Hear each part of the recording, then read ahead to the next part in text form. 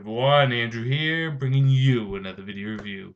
Today we're going to be doing my comic load for the week, as well as news, updates, questions, answers, the Andrewcutter Battle Royale, and anything else that falls in between.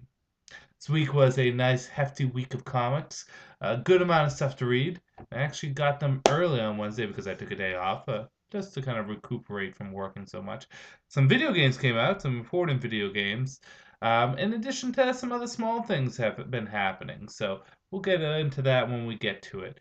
I also teased one of the Andrewcutter Battle Royale combatants this week on my Twitter account, which is down below, but I did not tweet the other one. And the reason being is I just forgot. Hey, shit happens. But we'll get to that when we get to that. What we really want to get to right now is what we're all here for, comic books. And we're going to start where we always start, with a little bit of Batman in our life. With Batman and Robin, issue number 25.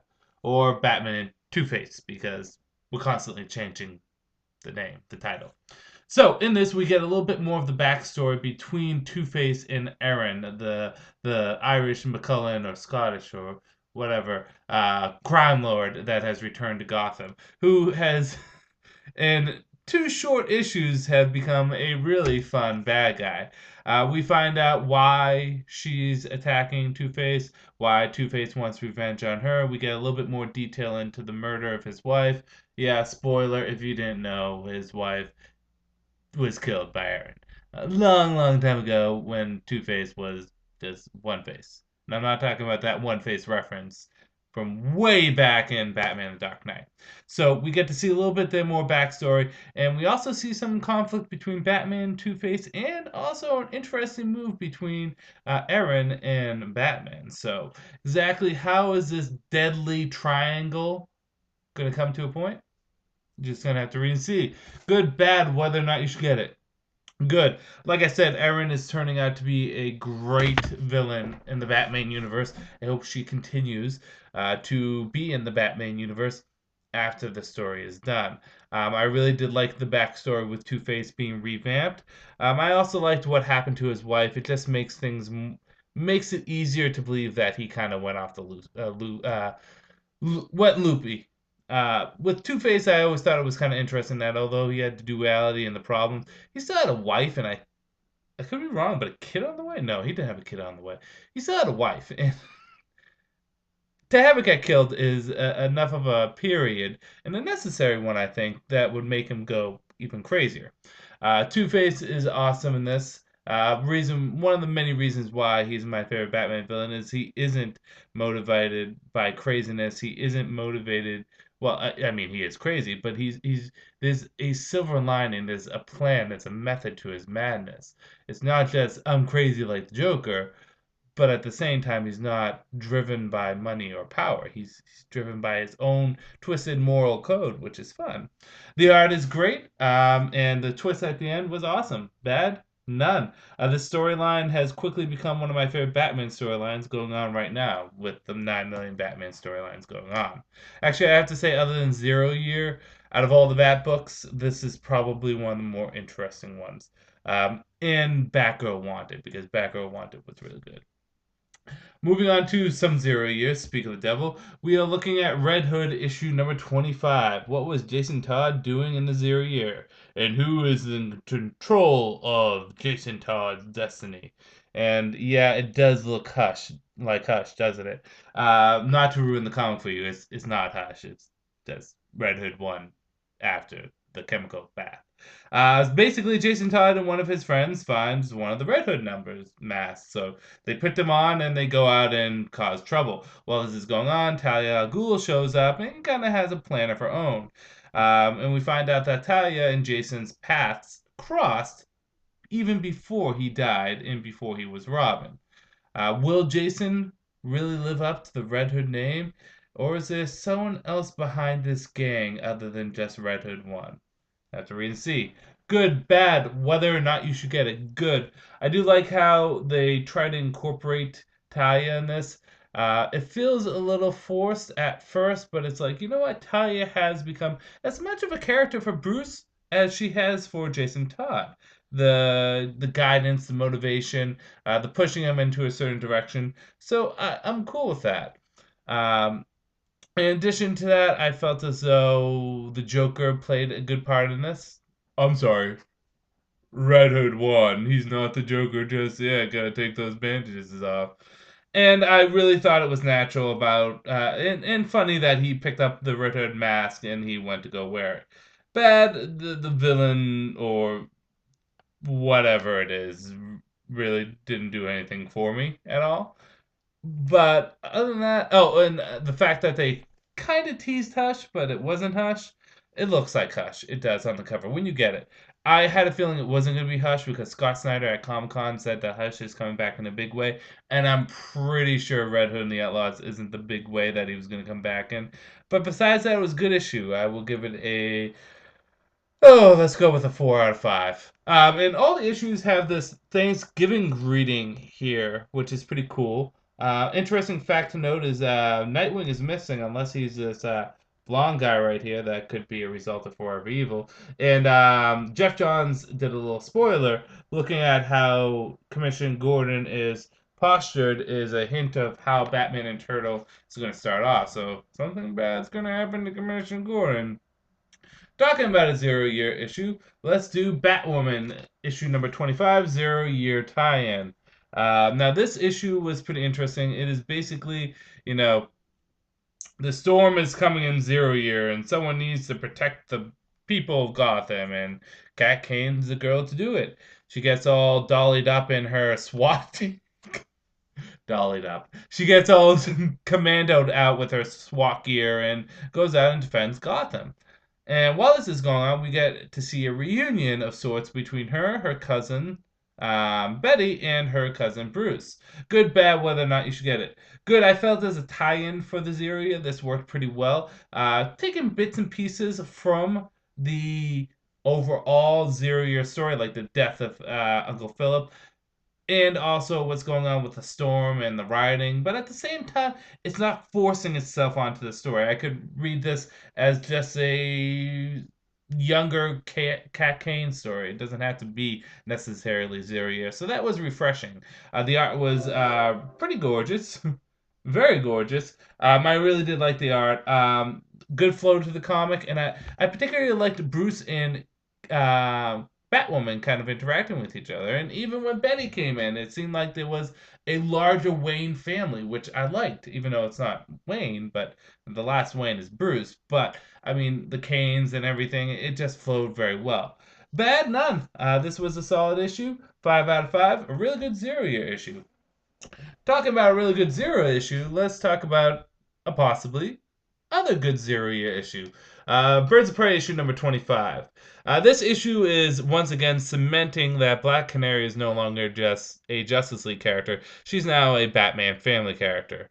There's no way around it. Black Canary has always been kind of on the cusp on whether or not she's been Batman family. The Birds of Prey have always been stationed in Gotham, and she's always worked with Batman family characters, and even showed up in some of the crossover events, like, I don't know, Battle of the Cowl. However, she's always been kind of a Justice League character on her own. This is one of the things that, for me, cements her as a Batman character. We get her origin, where she starts off, her childhood, and her becoming Black Canary, and eventually what would lead to her joining Team 7. This issue, surprisingly enough, although it's a 0 year issue, only probably a third of it deals with the 0 year. This is more or less a origin issue for Black Canary. Not necessarily how she becomes Black Canary, but how she takes those steps in the right direction, which is good. It's a nice, refreshing origin for Black Canary, and I felt it was natural for her too, from her upbringing to her learning how to fight to her eventually transitioning into Team 7. It's almost like all those threads are starting to get connected that have kind of just been there. See, when I was reading Team 7 beforehand, I was saying, well, it's kind of cool Black Canary is part of Team 7, but exactly how did she become part of Team 7? And this, we kind of see how it happens, and it makes more sense, and it makes it a little bit easier for me as a reader. And in addition to that, I thought the art was good. and I felt Black Canary was very much in character. Bad, nothing really. Not much was done with the 0 year concept in this. Just some riding and ninjas. But besides that, it was pretty damn good. 5 out of 5. This was pretty fun. Pick it up. If you're a Black Canary fan, you'll definitely like it. On to Harley Quinn Zero issue. Not 0 year, issue 0. This issue is kind of your popping of the cherry for Harley Quinn. The basic concept of this issue is its fourth wall breaking, but it has a right to. Harley Quinn decides to take a nap, and in the nap, she dreams she's in the comic book. And in the comic book, we get 1, 2, 3, 4, 5, 6, 7, 8, 9, 10, 11, 12, 13, 14, 15, 16, 17 artists in the comic. Basically giving their own art and own take on Harley Quinn as she's having this dream. Then she wakes up, and it will eventually lead into her first issue. Good. I like the fact that they had all these artists on here to see all the different kind of interpretations of Harley Quinn and kind of get a taste of what art works best. Personally, I like the art at the end. Really gives Harley Quinn a devious look. I felt Amanda Conner and Jimmy Palmiotti did a good job at doing a voice for Harley Quinn, which is also good. Because Harley Quinn's voice can often be either all over the place or very streamlined. I felt as though because some people write Harley Quinn crazier than she actually is. Some people write her overly ditzy. I felt as though this did a good job at finding that balance for Harley Quinn. Bad, first bad. Another good is the fact that at the end of the issue, Amanda Conner and Jimmy Palmiotti write down to be concluded in Harley Quinn #1, where we will stop breaking the fourth wall. So it's only for this issue that they break the fourth wall, and I hate breaking the fourth wall. But anyways, as for the bads, this isn't really a good introduction for people into Harley Quinn. It's more of a fan thing for Harley Quinn fans, and it doesn't really start her story at all, other than the fact that she gets a deed to a house. On a whole, though, this was pretty darn fun, and I am pumped for the Harley Quinn comic. When we get issue 1, that's where I think our adventure will actually start, but 4 out of 5. Next will be the last Batman book, and that will be Batman 66, issue #5, dealing with the Sandman. Basically, the Sandman, who is a villain that can put people to sleep and manipulate and get their thoughts and information, basically by going into their dreams. Not literally going into their dreams, but manipulating their dreams through a form of hypnotism. And that's the basic gist. Oh, and Catwoman versus Batgirl. Good. The art was really good in this, and I did like the villain and the fighting him in the dream, which was pretty darn awesome. And this not only had a good Adam West Batman feel to it, but it also had a good Silver Age feel to it. And the Batgirl backup was pretty fun too. Bad is in this, like most situations, the Sandman has a perfectly good opportunity to take off Batman's mask and know who he is, but he doesn't. And second is he wants the Batcave, but why does he want the Batcave? It's never really truly revealed. 3 out of 5, good issue, enjoyed it. Huzzah. Moving on to Warlords of Mars, issue #29. Good golly, Miss Molly, how long did it take for this comic to get out? Basically, in this, we find out the devious plot of the Yellow Martians, and basically, John Connor is forced to fight his good friend Taras Tarkin. Who will come out on top, or better yet, who will walk away with all their limbs attached? Because someone does definitely, well, he gets missing something at the end of it. Good, bad, whether or not you should get it. Good, the writing is straight on, smooth, nothing really choppy at all. The fight was pretty fun between Taras Tarkin and John Connor. The art was pretty good too, and I also liked how it had a sci-fi feel. Bad. This issue took way too long to get out, and I will hold it against this issue. It took way too long to get out. In addition to that, although I like I don't know if I consider this bad. It's kind of. I like the fact that they're doing something different than just the books, but at the same time, I don't want them to stray too far away from the feel, atmosphere, and mythology that is the books. Um, I feel as though they need to stay loyal to the source material, and so far they have been. But I feel as though, like with Deja Thors, they like go way out of the way to make Deja Thors like superhero. That she was never really. Even the books, Deja Thors is competent and smart, but she's not like freaking jetpack flying Boba Fett woman. But hey, that's neither here nor there. 4 out of 5. Enjoying the Warlords of Mars series, and I'm kind of like the fact that they're going off the beaten track and doing their own thing. They're adding to the universe without defiling it. Green Lantern New Guardians issue number 25. Basically, in this, Kyle Rayner and Carol Ferris, yeah, he tells Carol that he's alive, that they go to a world where everything's perfect, and again, they're trying to figure out ways that they don't have to use the rings. Now, in this perfect world, you find out that something isn't too perfect. Good. I like the dialogue of this, and I did like the interactions between Carol and Kyle, and it's a bit of the bickering too. And the cool way they did a pretty cool way of how this world is perfect.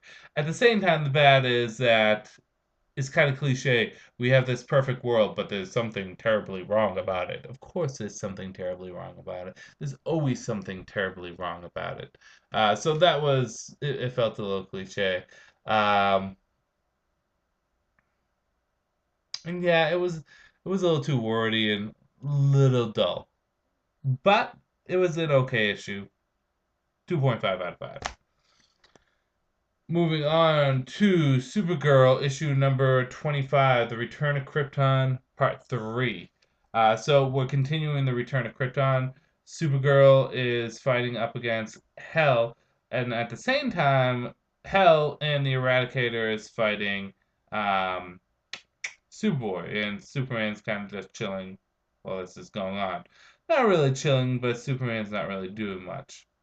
Um, Good. Yeah, I'm just gonna kind of leave it there. Good is that I did like the battle between Hell, and I did like how it went through. I felt as though this is again continuing the momentum of the story. Eradicator, last issue I said I didn't like him. He's slightly growing on me, but only slightly. Bad, nothing really bad. Oh, there's I felt this was too little Superman in this, and when they finish off with Superman, at one point he's talking to himself, and then someone says, "I'm sure you'll figure it out," and then they never show who it is. It was just like a cliffhanger left there. Unless I completely missed it, but I don't think I completely missed it. On a whole, though, this was a great issue. This will get a 4.5 out of 5. Scott Snyder's The Wake, issue number 5 of 10. Oh, we learn more about the creepy monsters in this book, exactly what their intentions are, and how it will affect the world. And then this transitions into what will be the next story for The Wake, which was also kind of the first story for The Wake. Did I confuse you? Don't worry. Good, bad, whether or not you should get it. Everything's good. Bad, nothing's bad. The Wake is just a great horror story. It's Scott Snyder kind of doing his own thing, but at the same time, kind of doing whatever he wants. I guess if I could say there was any bad about this, is the fact that the characters that we have grown to know and love throughout the last 4 issues will probably not show up in the next issues. That's not a spoiler or anything. It's just because we jump to God, what year is it? Did they even say? We jump ahead into the future. So yeah, other than that, 5 out of 5. Scott Snyder's Wake. It's just a great book. You want to talk about a great book? Let's talk about Animal Man, issue number 25. Yeah, so the Red is slowly being possessed by Brother Blood, and his minions are going out there and killing people and trying to track Buddy Baker to do the same, to kind of take them down because they want to die. Cults, suicide, go hand in hand. Um, so Buddy Baker goes with his wife to stop the cult. And it's only by working together do they actually be able to stop it. But see, poor Buddy Baker, just when he thinks everything is starting to come together, his wife is starting to, fall in love with him again and forgive him for what happens, and he's going to go in there and save his daughter. Shit just goes and hits the fan. That's just Animal Man for you. Similar to the Scott Snyder of the Wake, I won't get into good or bads because it's all good and none bad. So this is a 5 out of 5. Let's go on to another comic that's pretty fun, and that would be Trinity Sin Pandora. So in this, Pandora confronts the outsider and basically asks him, what the fuck? What the fuck? She asks, one, how do I defeat the evil? Two, how do I send it back to your world?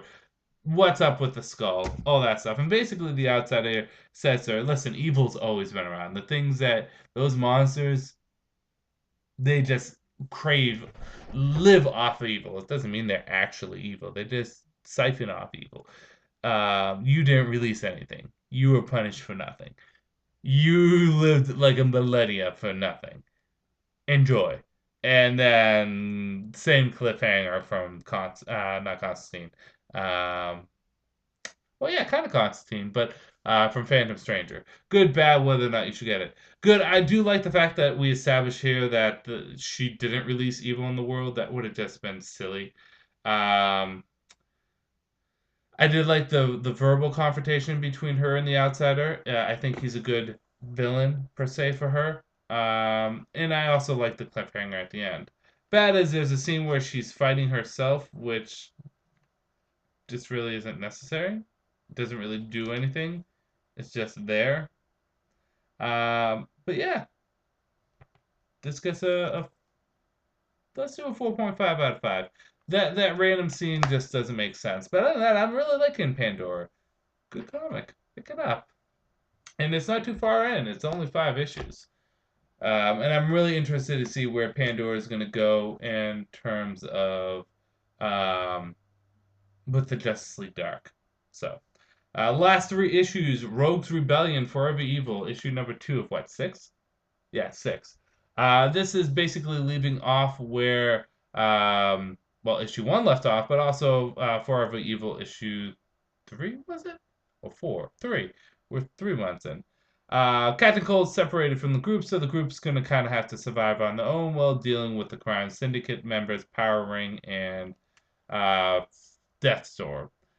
Can they do this on their own? And what other villains are out to attack them? Let me give you a hint. Everyone. Good, bad, whether or not you should get it. Good. I do like the rogues interacting with each other. You can make a comic out the rogues. It's pretty darn fun. I do like the rogues interacting with each other. The art style on this was pretty good, especially when the parasite shows up. Spoiler alert, the parasite shows up. And I do like the kind of on the run feeling that you have to keep going, keep going, keep going. Bad is the only bad I can say is Captain Cold has to kind of leave, which is sad. But besides that, 4.5 out of 5. I really did like Rogue's Rebellion. I do want to continue it. Red Sonja, issue number 5. Boy, oh boy, Red Sonja is back to beat up on her sister. Not her legitimate sister, but her sister in war. We get more of Red Sonja's backstory, and we also get to see them fight to the death. But there might be a greater evil behind all this. Will Red Sonja be able to take them on? Or will she have to team up with an unlikely ally to do so? Good, bad, whether or not you should get it. Other than the gorgeous cover, this is exactly what Red Sonja needed. Red Sonja needed this reboot or relaunch of terms because um, Red Sonja just hasn't been doing good in her previous run. Up to issue 50. From 50 onward, Red Sonja just fell apart. So like 50 to issue 87 is what we left on. So like 37 issues, Red Sonja was kind of crap. It just wasn't good. It is sad. This is what we need. Good storytelling, good characterizations, Red Sonja just being a badass. A little bit of an alcoholic, but a badass nonetheless. Great fighting. Everything's great. Red Sonja. Similar to Trinity Trinity of Sin Pandora. I don't know why it took me so much to get that out. This is only 5 issues in. It's definitely a must pick up. 5 out of 5. And last but not least would be Wonder Woman issue number 25. The cover is a little deceiving because Wonder Woman really doesn't fight Strife at all in this. Um, but anyways, in this, Hermes is kind of back in the band. Wonder Woman is trying to figure out exactly what she's going to do to get back the missing. Oh, I forget his name. The guys with the missing eyes, and the firstborn is getting eaten up by Apollo. Oh, in the most badass kind of way. This I will give 4.5, a 4 out of 5. It's fun. I do love the dialogue. I do love the direction. I do love everything about it. I just felt as though with this con being very high octane, it just suddenly slowed down really too quickly. But I'm loving Wonder Woman through and through. As for my picks of the week, this is going to be tough because we had a couple of good ones, didn't we? Let's pull them out, shall we?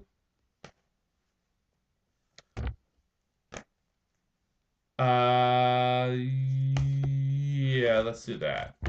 Coming in at number 3 of my picks of the week is Batman and Robin issue number 25. Like I said, I'm loving this storyline and I'm loving the new villain-ness that shows up in it.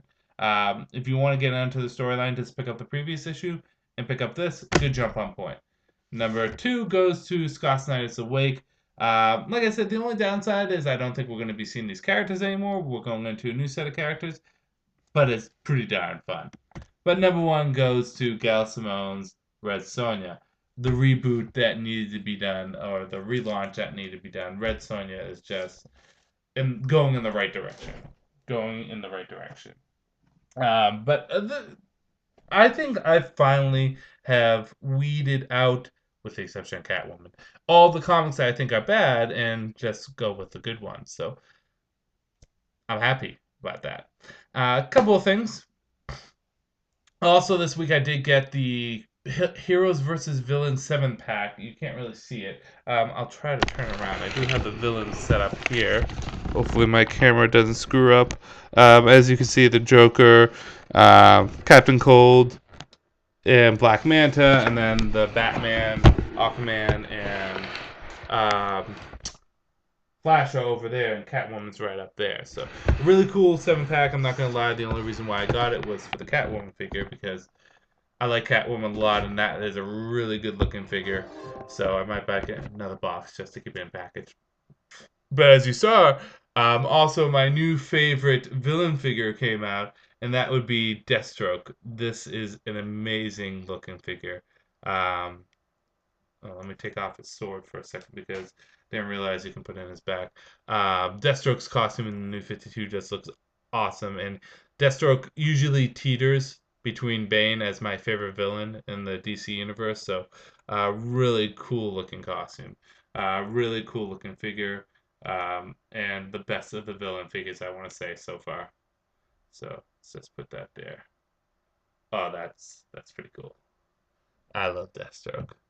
So I got a couple of those figures. But also, this week was a good week for video games because 2 video games came out for me. Well, everyone's out there buying the Xbox One, which is fine. You can buy the Xbox One. That's cool. I got Legend of Zelda Link Between Worlds and Super Mario 3D World. Now, I haven't played Super Mario 3D World yet, and there's 2 reasons. One is because I'm still playing Link Between Worlds, and 2, I want to play it with my friends, and I see them this Friday coming up. As for A Link Between Worlds, I have just saved my third stage. You can do them in any order. So I've saved 3 stages. I have 4 more left to go. I'm blazing through the game, and I'm loving it. It's really good. Very few complaints, if any. It really is a fun game, and I'm having a blast with it. So awesome. Pick it up. I'm so happy I got it. I was waiting for it the whole week, and then when I finally got my hands on it, I played through it. And I only did the first dungeon, and then this morning I blasted through like 4 dungeons. And then I just did 1 before I did this video. And afterwards I said, you know what? I think I should take a break. I'll just do a video. the missus is in the shower right now getting ready because we're going to go out for her father's birthday. So, um, yes. As for the Andrewcutter Battle Royale of the week, now I tweeted that one of the combatants was going to be our good old friend Wolverine. And the second combatant I didn't say, but that combatant is going to be none other than Mortal Kombat's Scorpion. So who would win a fight between Scorpion and Wolverine? One character is dead, and the other one can't really die. Well, let's go over everything. Let's start things off with Wolverine, probably one of the most recognizable Marvel characters, one of the most popular Marvel characters, maybe not so much in recent years, but still incredibly popular, and the most popular X-Men of them all. Wolverine is a mutant, and with that, he gets a lot of fun mutant powers. For one thing, he has increased senses, smelling, sight, hearing. He has superhuman strength, beyond Olympian level athlete, speed, strength, and durability. But most importantly of his mutant powers, oh, don't forget the claws. Technically, the claws are considered a mutant power. The most important of his mutant powers is his healing factor. Wolverine's healing factor allows him to heal from almost any wound. Now, the healing factor is a power that varies depending on the writer. For sometimes, Wolverine may take days to recover from serious injuries, where at other times he can have his head ripped off by the Hulk in the Ultimate Universe and be, still talking. I think somehow. Wolverine's healing factor varies on how it heals. The way I usually determine it is Wolverine just instantly heals from any wound, and if the wounds are larger, it just takes a little bit more time. But within an hour, he should be able to heal from almost anything. Now, some would say, how do you kill Wolverine? Well, you could decap him. Well, no, you really can't decap him because Wolverine has an adamantium skull. Not skull, skeleton. So basically, you can't break his bones. You can't decap him. There's very little you can do. You're probably saying, how does his head get removed in the Ultimate Universe? You can still tear it off, but you got to be pretty strong to do that. Adamantium is near indestructible. In addition to that, the adamantium covers his claws, so razor sharp, cuts through almost everything. It pierced the Hulk. Grey Hulk, I believe. They got into a fight, and Wolverine cut right through that little son bitch. So, these are all stuff you guys know. What are Wolverine's weaknesses? How can Wolverine die? There are a few theories. One is magic. Most magical items would be able to kill him. Uh, as long as the purpose is to kill someone like him. Well, not just that. Like I know there is a sword, I forget the name of it. Is it Miramasa? That is actually meant to kill Wolverine. But various different magical spells can kill Wolverine. If you could ever remove his adamantium skeleton, Magneto, you would have a possibility of killing Wolverine by decapitation. But that's only if you ever remove the skeleton. And there is a theory out there that if you drown Wolverine, he probably would die. Some people do believe, though, he would go into a hibernated coma-like state, but I believe he would die. Wolverine's main advantage in this fight is bloody hell. He's Wolverine. He can't get hurt. He can't get chopped up, and Wolverine is arguably going to be faster, stronger, and probably more vicious than Scorpion. Wolverine is also an excellent hand-to-hand combatant. Although he relies primarily on his claws and his rage that he has, his berserker rage, Wolverine is a skilled hand-to-hand combatant, up there with the likes of Captain America and Silver Samurai in the Marvel Universe. He knows many different forms of martial arts. He is a trained samurai himself. But again, Wolverine tends to like to use brute force and ferocity and overall his claws over technique and skill. That's not to say he can't resort to it, but he just prefers, ripping and tearing. So again, Wolverine's main advantage in this fight would be his healing factor, as it would be in all his fights, but also his speed and strength capabilities. It would definitely outmatch that of Scorpion's. As for Scorpion, we're going to go by Scorpion from the new Mortal Kombat game. Scorpion is an incredible hand-to-hand combatant. Before he died, he could hold his own against almost anyone. It took like a whole clan Sub-Zero's whole entire clan to take down Wolverine and his clan. Like, not Wolverine, Scorpion. Mix them up. Scorpion then, through different bargainings and also different relationships, became a Spectre. Basically, I keep on saying Wolverine. Basically, Scorpion is a undead walking, talking ninja. He retains all his strength and speed that he had originally when he was a human. So it's not like he got powered up physically, but he did get powered up with a lot of different abilities. First and foremost is Scorpion can manipulate fire in many different ways. He can summon hellfire from nowhere, he can coat his hands and feet in fire, he can rip off his mask and breathe fire. Fire is his element, that's what he can manipulate. Two is he can recover from almost any injury because, again, he's kind of dead. You stab him in the heart, and there's no real heart to stab him in. One would say dismemberment could probably finish off Scorpion, but at the same time, he's kind of dead. Scorpion also has teleportation ability. He's able to teleport not only from dimension to dimension, but pop in and out. Basically, run off the screen and run on the other side. That's a joke because when Scorpion teleports in the video game, it looks like he's running from one side of the screen and popping out the other.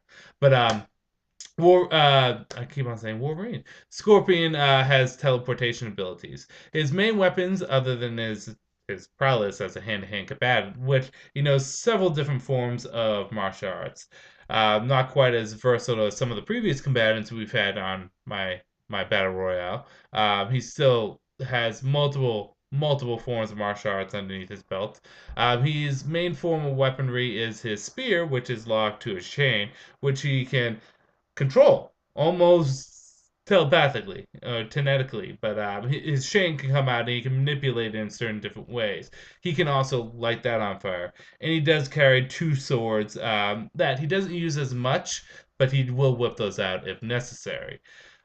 Scorpion's main advantage in this fight is, well, he's magic based. All of his powers and abilities are magic based, so it is possible that he could hurt Wolverine.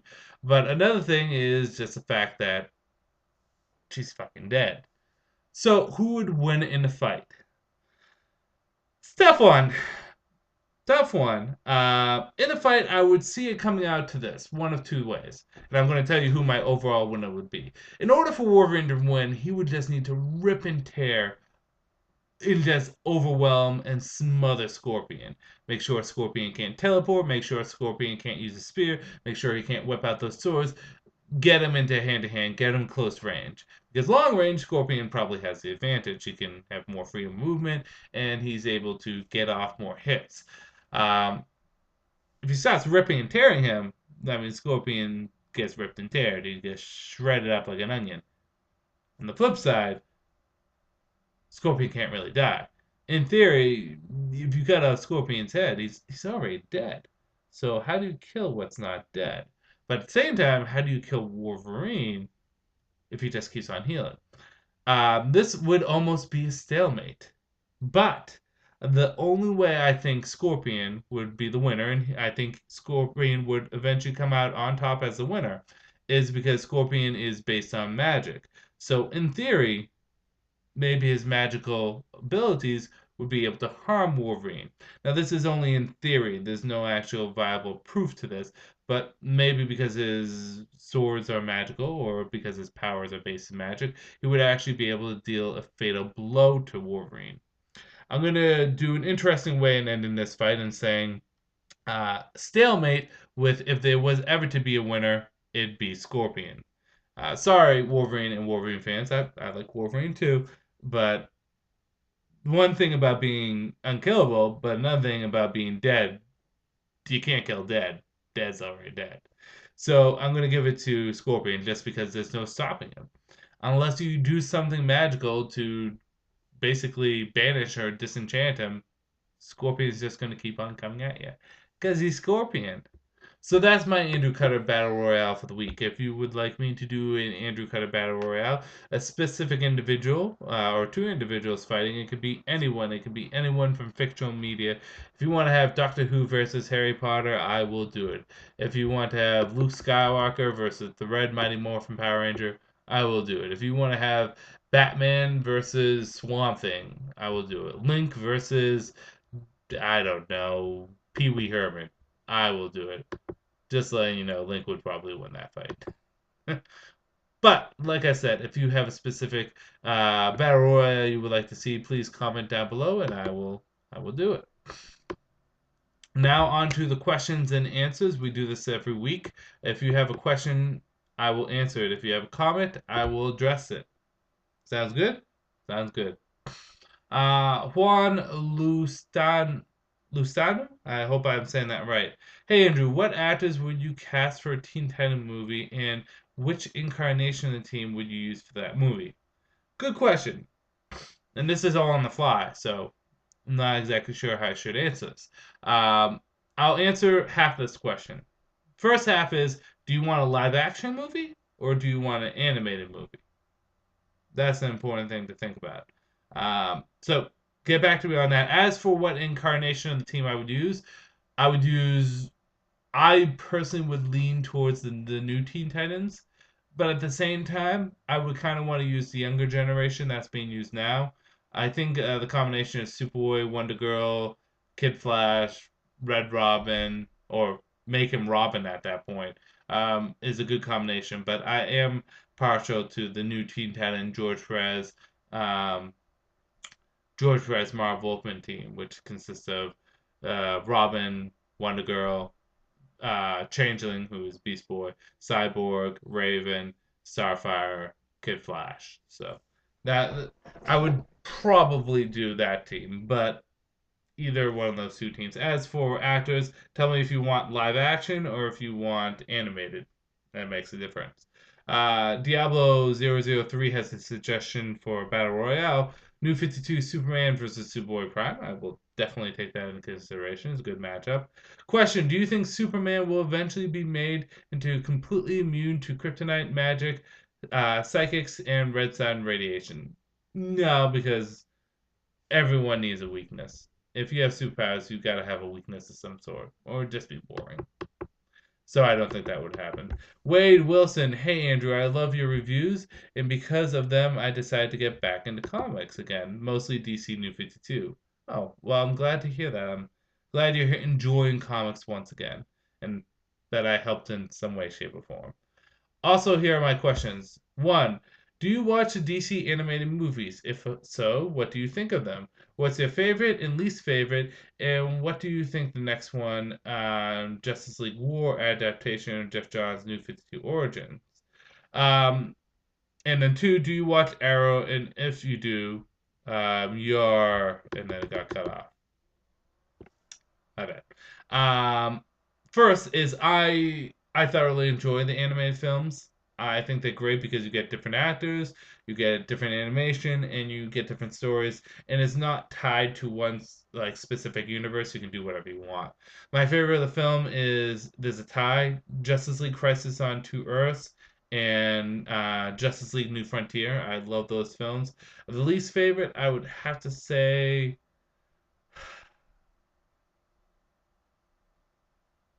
See, I didn't hate Superman Doomsday, but I'd probably say that.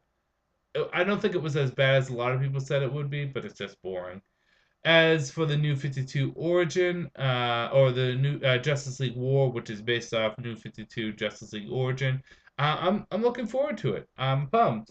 I don't think the art represents Jim Lee's art that well, but I'm pumped for it because it's my favorite Justice League story.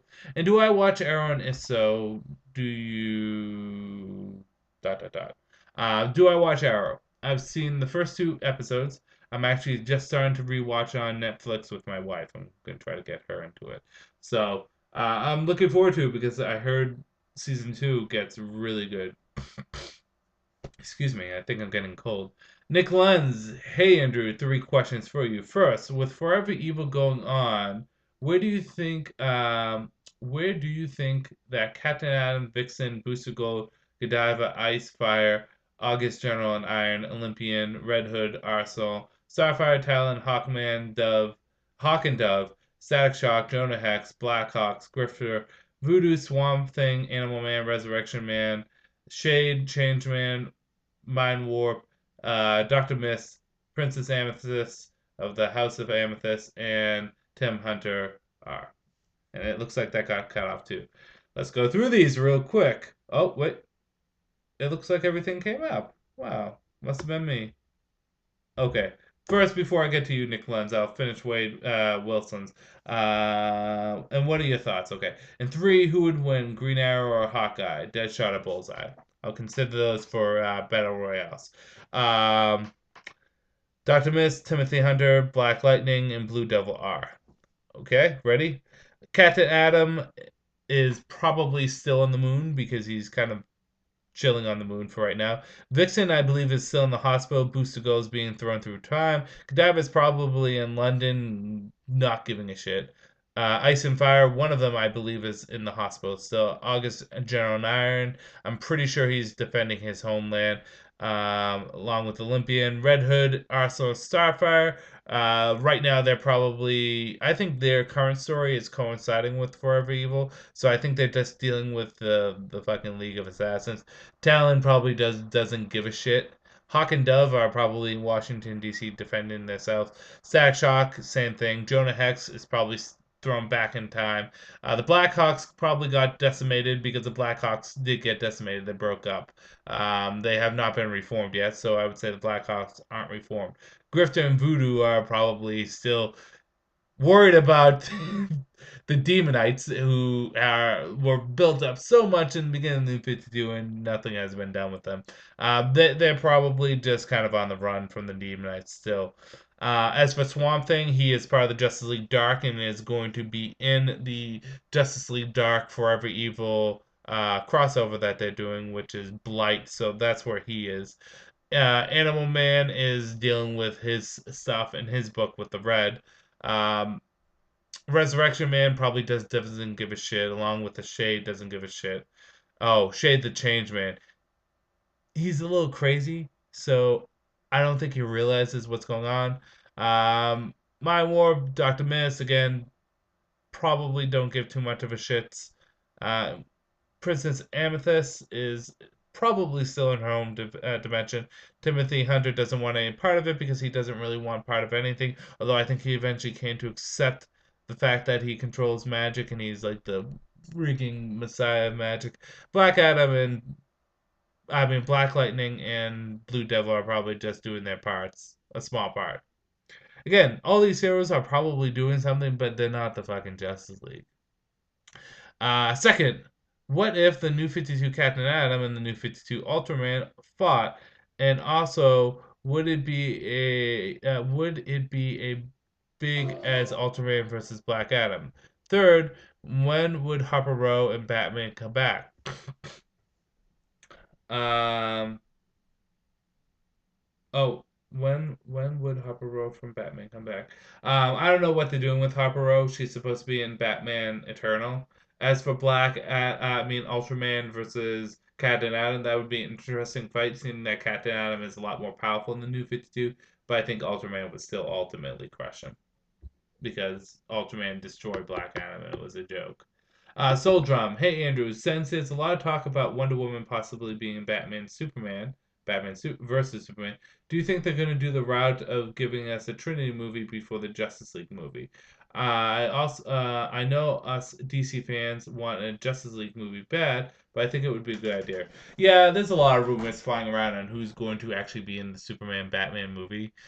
I don't know if Wonder Woman's going to be in it. It would be nice if she showed up at the end, but ultimately, I think, and you guys know how much I love Wonder Woman, I think it should be primarily Batman and Superman.